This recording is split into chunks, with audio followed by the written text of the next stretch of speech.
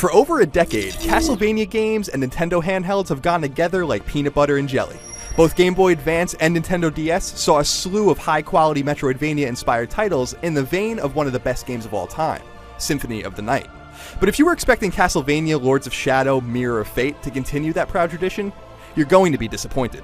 Fragmented, disjointed, and shallow are just a few of the words that aptly describe Mirror of Fate, a game that does virtually nothing better than the GBA and DS Castlevania classics that you're far better off playing.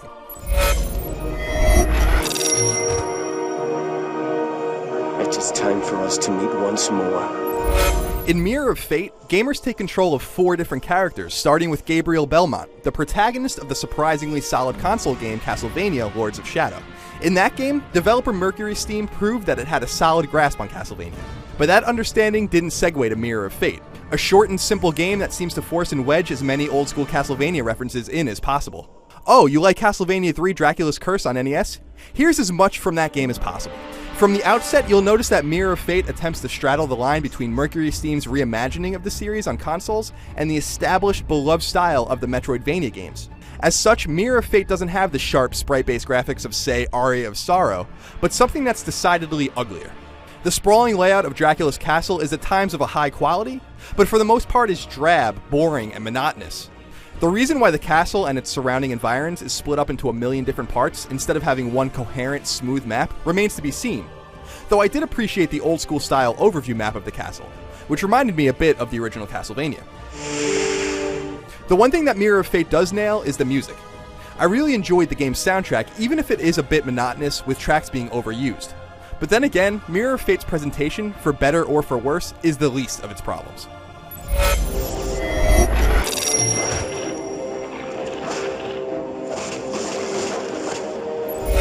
Mirror of Fate has absolutely no idea what it is. It doesn't know if it's an old-school Castlevania game, or a Metroidvania Castlevania game, or even a Mercury Steam-style Castlevania game. It's a haphazard amalgamation of elements from Castlevania history, and it comes off as totally unfocused. Worse yet, the game doesn't play well. It forces you to use 3DS's finicky circle pad in lieu of the directional pad, a terrible design choice for a 2D platformer that relies on precision movement and combat.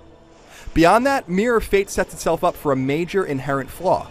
I beat the game in just under 9 hours with an 88% completion rating, and in that time, I played as 4 different characters with 4 different sets of items and equipment. Don't get too used to one character's ability to, say, chuck an axe, because you'll only be able to do that for 2 or 3 hours. Then you'll get to another character's ability to chuck a boomerang, which then segues into another character's moves, and on and on. By the time you get comfortable with one character, it won't matter, because you'll move on to the next. The game gets around this problem, at least in a sense, with its unified experience system. Essence earned from defeated foes levels characters up, but even this is entirely unfulfilling. You can't equip new items, weapons, or armor, and you can't see your individual statistics. There are collectibles strewn around, 4 types in particular, but the map is so disjointed that getting back to anywhere you've been in the castle is a major chore. Fighting enemies is straightforward, whether you use a whip or some of your special items and weapons, but I'm confused as to why most of the castle seems entirely empty and devoid of enemies. It's like Mirror of Fate was going for the same vibe found during the end of Castlevania 2, Simon's Quest, but without it being fun or interesting. Enemy variety is limited too, the exact opposite standard that helped make older Castlevania games so fun and so memorable. You'll also find boss fights that are actually segmented with save points during the actual fight. Not because the game is hard, but because the game lacks any sort of tightness. There's no greater admission to a flawed fighting system than giving players a bunch of ways out.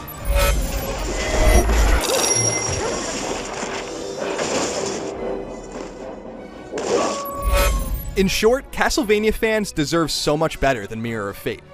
The game's heart is in the right place, but in the end it's a bit of a mess. It fails to tell an interesting or compelling story, a shame considering how many beloved characters it draws inspiration from. It fails to give players a fun environment full of truly different locales to explore, and it fails to put its hooks into players the way virtually every Castlevania game released on GBA and DS did.